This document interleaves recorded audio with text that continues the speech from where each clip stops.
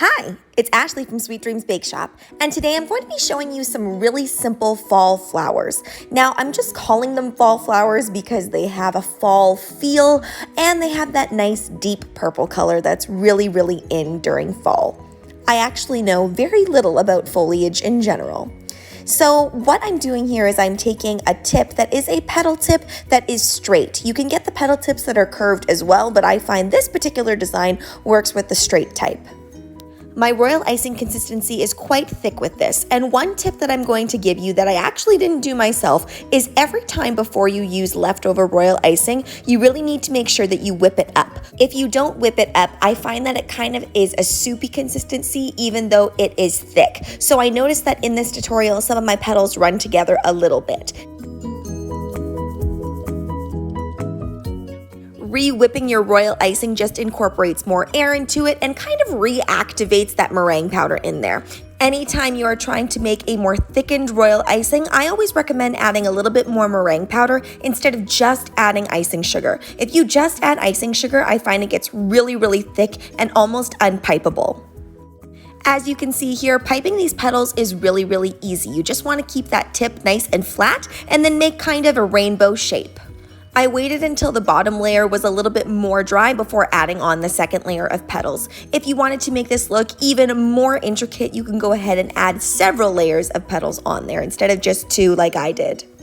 I'm going to be putting on some of these white pearls for the center of my flower. This would also look really beautiful with gold pearls as well, since we're going to be painting this gold later on. Today I am not using my favorite gold luster dust. Instead, I'm actually using this little paint pot that is water activated and fully edible. I wanted to give this top layer a little bit more definition, so I'm kind of painting on those petals again just to make it really clear where those petals begin and end. I also kind of feel like adding this gold makes it look almost like jewelry. I always recommend that whenever you're going out to buy paint supplies that you're specifically going to use for edible goods, that you go for a nice thin paintbrush.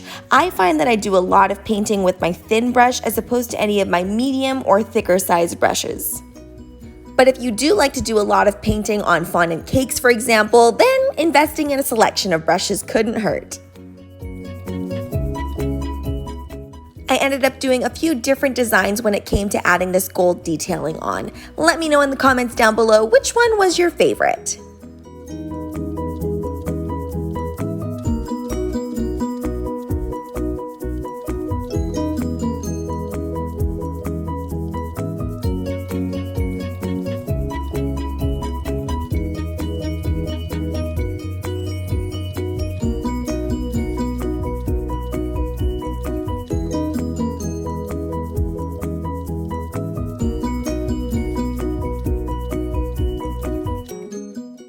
I found people really love to add in this design to their various baby shower and wedding shower orders. It's just something really simple but beautiful as well. They were also a great option to help people reach my 24 cookie minimum. The price was also a little bit cheaper than my cookies normally are because these are quite a bit smaller.